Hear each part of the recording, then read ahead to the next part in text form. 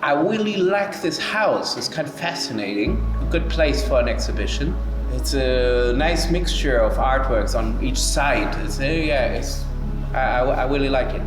It's the opposition between the past and the present of Suzhou.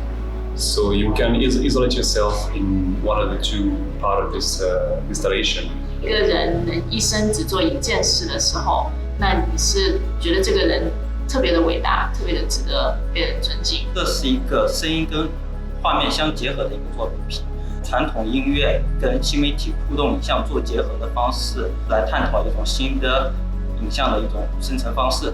I start building these large-scale installations by reacting to the architecture of a space, how to transform it into something otherworldly.